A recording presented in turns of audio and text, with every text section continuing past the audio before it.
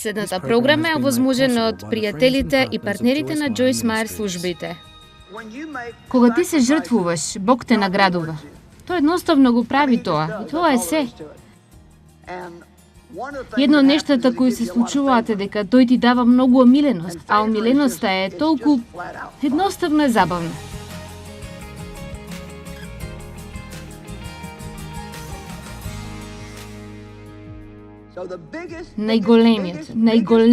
Најголемиот проблем кој ние го имаме како христијани и најголемиот проблем кој светот го има со христијаните се оние кои зборуваат за она што го прават, а не го живеат она што го зборуваат. Тоа е така затоа што немаме донесено таа одлука да го оставиме стариот живот.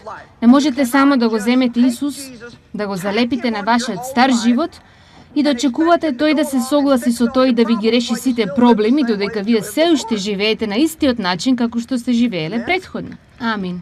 Нема човек кој може да биде навистина на новороден без да се промени. Тоа не е возможно.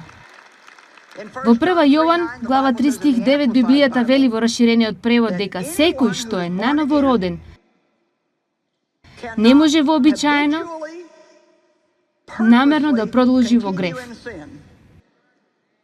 Не вели дека никогаш не греши, туку вели не може вообичаено намерно да продолжува да живее во грев, зашто семето од Бог живее во него. Дали знаете што значи тоа? Кога вие сте на новородени, станувате бремени со се што Бог е.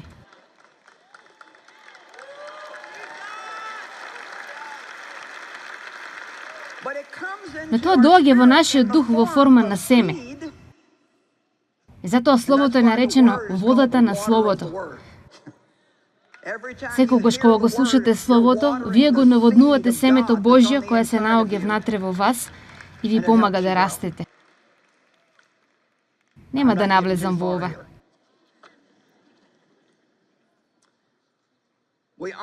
Ние уживаме во Царството Божјо единствено преку принципите на Царството.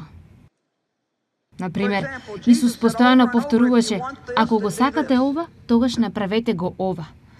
Може би јас сум чудна, но ми се допаѓа тој систем. Ми се допаѓа кога некој ми каже: ако го сакаш ова, мора да го направиш ова.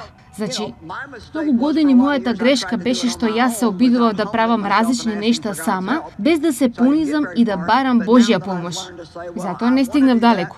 Но сега, откако научив да кажам: јас сакам да го сторам ова, но не можам ако ти не ми помогнеш, тогаш јас напредувам многу повеќе.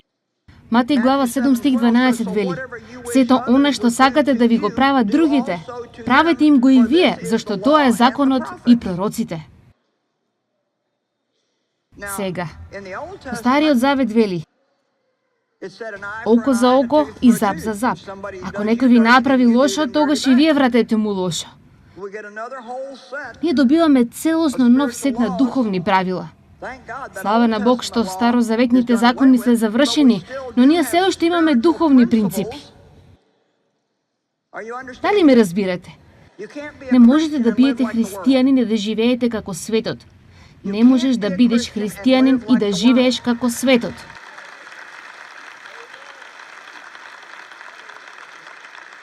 Јас не реков дека не можете да уживате во нештата од светот, но некои од светските нешта не можете да ги уживате, затоа што тие не се правилни и тие не се пристојни. Јас сакам да гледам телевизија навечер кога одмарам, но најчесто гледам кога далечинското е во моите раце. Можам да кажам, кога лошите нешта ќе ги прикажат пред да ги видам, јас ги премотувам. Знаете што? Не ви е потребно сето тоа ѓубре за нешто се уште да биде добро. Јас имам најразлични едитирани нешти и поправени филмови. Знаете, јас не сакам да се полнам себе си со ѓубре. Добро. Ајде, не ме терете да работам толку напорно. Но сега, ние го имаме ова ново нешто во царство. Не правете го на другите оно што тие би го направиле на вас. Туку правете им го оно што вие би сакале тие да ви го прават вам. Тоа е доста наопаку.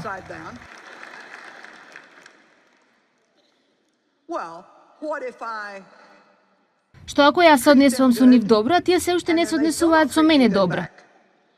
Па знаете што? Ти се уште се покоруваш на Бог и ти се уште ќе бидеш среќен и ти се уште имаш награда која доаѓа. Денот на исплата доаѓа. Ме слушнавте ли? Денот на исплата доаѓа. Јас го давам мојот живот за ова и јас не планирам да испуштам мојата награда. Сега, сето ова би било во ред и би функционирало доста лесно ако не постоеше ѓаволот. Но гледате, факт е дека кога сакате да правите добро, лошото секогаш доаѓа. Павле го рекол тоа. Кога сакате да направите добро, лошото секогаш доаѓа. Смешни се нештата кои не се случуваат. Само обидувајќи се да ги организираме овие конференции. Мислам, ние ги запишуваме и на крајот од годината мојата асистентка ги чита и тоа е како ѓаволот никако не сваќа. Дека ние го прочитавме и знаеме што прави тој. И нема да се откажеме. Само затоа што тој прави да ни е малку незгодно. Ние имавме луѓе на кои им беа откажани летовите. Мислам, секакви проблеми. Знаете, тоа прави сите да се под стрес. А ѓаволот, ако воопшто дојдете до овде, ѓаволот сака да дојдете овде под стрес. И дури тие од вас кои доаѓаат, се прашувам колку нешта ви се случиле дома, токму додека сте пробувале да излезете. И тоа ве направило како веројатно поголемиот дел од вас, а веројатно не сте многу, кои само сте направиле план и се поминуло како што треба. Сте дошле без проблеми? Колкумина од вас некој требало да дојде со вас и ти откажале? Речи си сите. Знаете зошто? Затоа што тие не биле доволно мудри да сватат што ѓаволот се обидувал да украде од нив. Ѓаволот е лажач.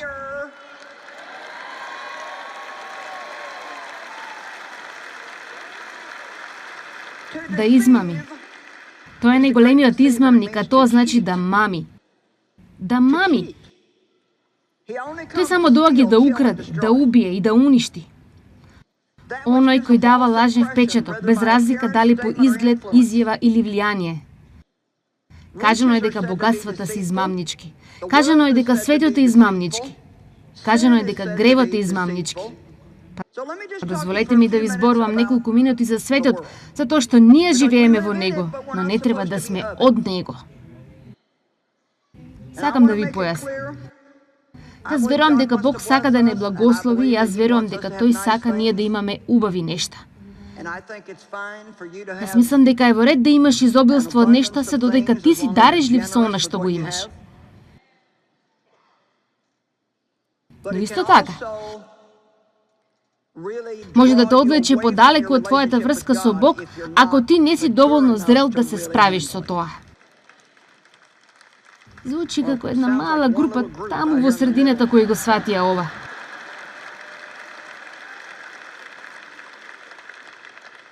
Видете, ние не сваќаме дека ние само поминуваме од овде. Ова не е нашиот дом. Дали некојаш сте се прашувале зошто без разлика што и да имате или колку добри нешта да ви се случуваат, едноставно никогаш не сте 100% задоволни.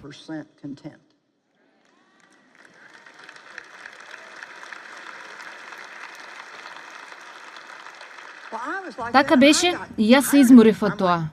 Јас сум како, ајде Господи, јас се обидувам да ти служам со целиот мој живот и јас немам никаква причина да бидам незадоволна, зашто секогаш се чувствувам како нешто да ми недостасува. Тој рече, затоа што се уште не си дома.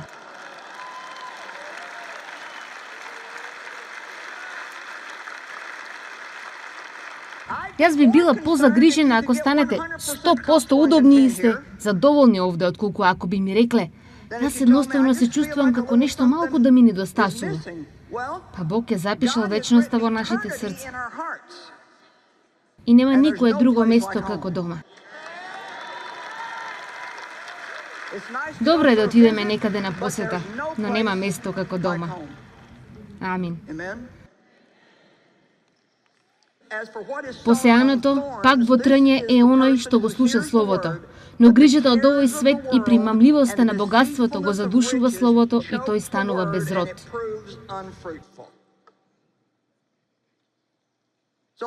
Хајде само да кажеме дека некој е на новороден. Бог сака да го благослови, му дава умиленост и тој дава унапредување на работа. И тогаш, одеднаш еве го искушението. Ако навистина сакаш да ги искачиш скалите на успехот, ќе мора малку да правиш компромиси. Мислам, можеш да бидеш христијанин, но ајде не биди еден од тие радикалните. Да, знаете, одиш на црква, но не мора постојано да зборуваш за тоа. Не мора да седиш и да ја студираш Библијата за време на паузата за ручек. Едноставно, не биди толку хиперрелигиозен. Знаете, има некаква вредност во нешто од тоа. Но ви велам дека, колку повеќе имате, подобро да се држите поблиску до Бог. Затоа што парите, нештата и успехот, ништо не може да те оддалечи од Бог побргу отколку тие нешта. Затоа, не е мудро да посакуваш нешто што Бог не сака да го имаш. Затоа што дури ако мислиш дека можеш да се справиш со тоа, Бог знае дали навистина можеш да се справиш со тоа. Јас се молам вака: Боже, не ми давај ништо со кое не би можела да се справам и се уште да те задржам тебе на прво место во мојот живот. Јас не го сакам тоа. Јас ќе завршам со ова за неколку години овде. И дозволете да ви кажам, се чувствуваш поразлично за нештата кога стануваш малку постар. Нештата кои порано биле толку битни. Јас порано толку сакав да купувам нешта. О, мој Боже, шопингот ми беше како занимација. Ајде, излегувате, шетате наоколу во шопинг моловите, излегувате од истите продавници, одите во наредниот мол, и одите повторно наредниот ден, а јас сега само...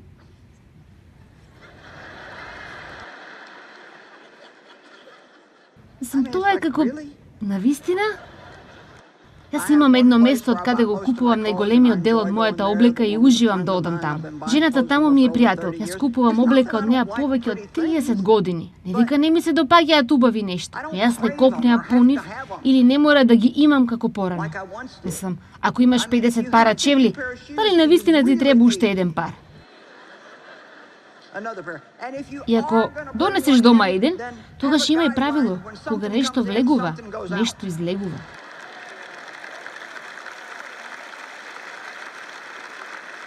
Амин. Јас сум во ред со тоа. Барем ако донесеш повеќе. Светот е толку измамнички. Што ги речете за ова? Купи го овој нов автомобил денес и не мора да плаќаш една година. О, да, тоа звучи добро. Единствениот проблем е, по една година од сега кога плаќањето ќе започне, автомобилот не изгледа многу поразличен од оној што си го заменил за нов. Единствено кога веќе навистина не си можел да си го дозволиш, си морал да го земеш долгиот план за отплаќање. Сега автомобилот кој е стар една година, треба да го отплакеш уште 7 години. Јас купив накид уште во продавницата за накид. И кога дојдов дома, си помислив, ова не изгледа како што изгледаше во продавницата. Дали некој сте го забележале тоа? И јас сватив дека е до светлото во продавницата.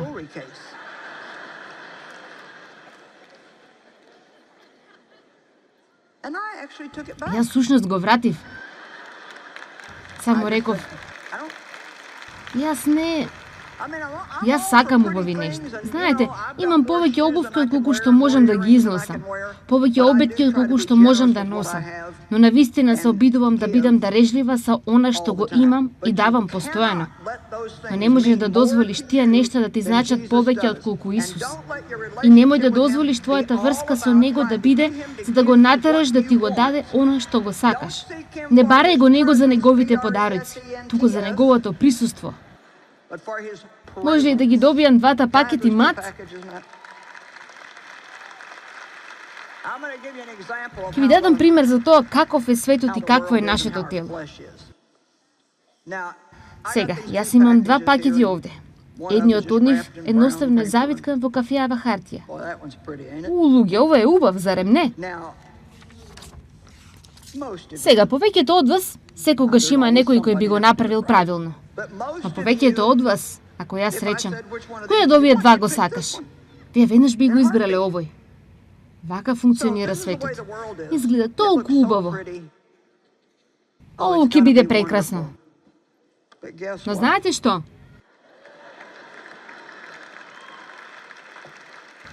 Овде нема ништо. Сега, овој не изгледа воопшто толку интересно.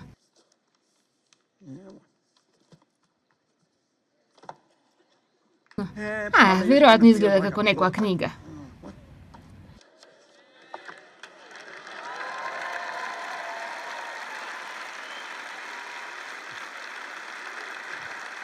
Секојдневната Библија за живот.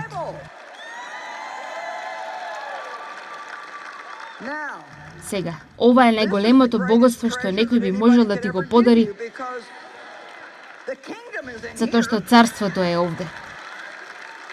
Сите овие обратни принципи кои се навистина правилни, токму со ова е полна. Јас гледав еден филм еднаш за внук кој мислеше дека ќе го наследи имотот од дедо му кој што беше доста пари.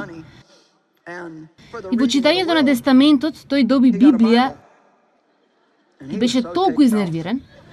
Тој воопшто не беше среќен. И така со години тој беше огорчен и гневен за она што го сторил дедо му и тој не отвараше Библијата ниту читаше. Но неколку години поминаа, тој минуваше низ тешкотии. Извади Библијата и почна да ја чита и да ја чита. Тој читаше од почеток и дојде некако до средината и пронајде ливче каде пишуваше што беше неговото вистинско наследство и каде би можел да го пронајде. Гледате, неговиот дедо му го оставил целиот имот, но тој не сакал тој да ги добие парите без да го добие царството.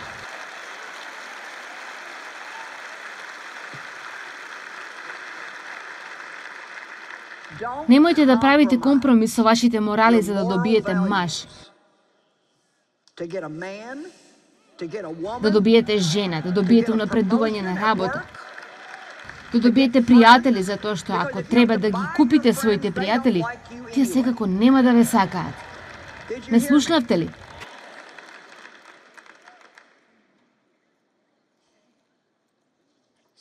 Гледајќи во невидливото.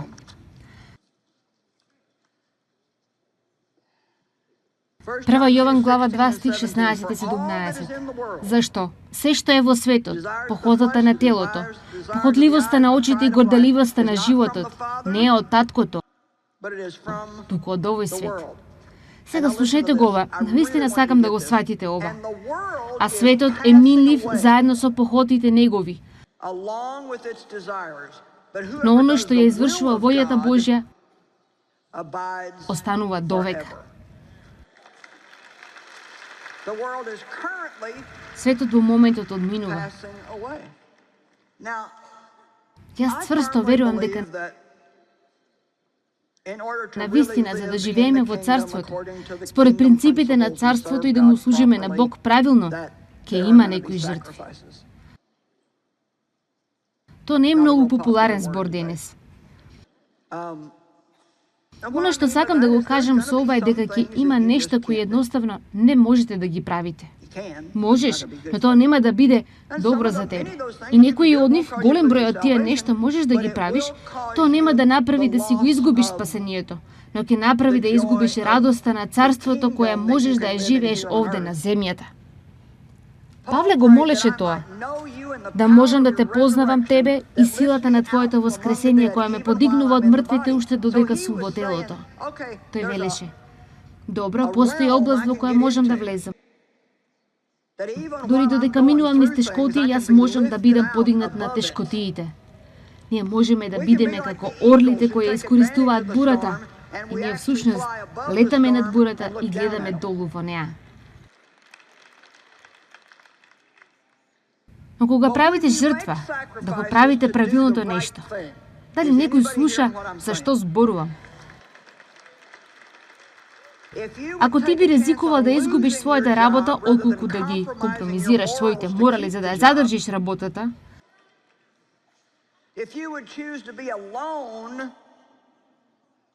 ако избереш да бидеш сам отколку да влезеш во неморална врска,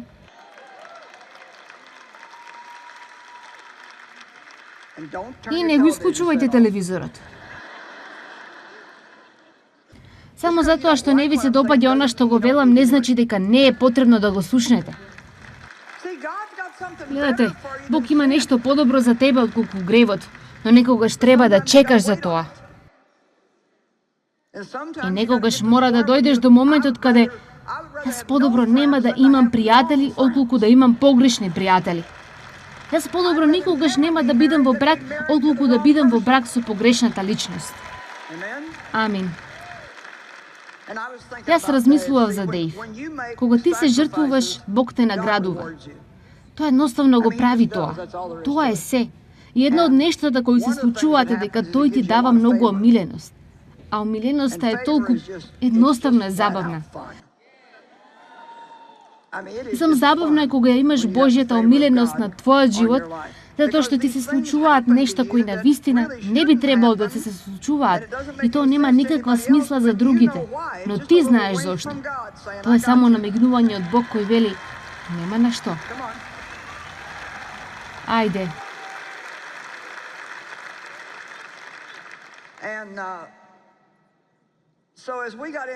Така, како што почуваме со службата.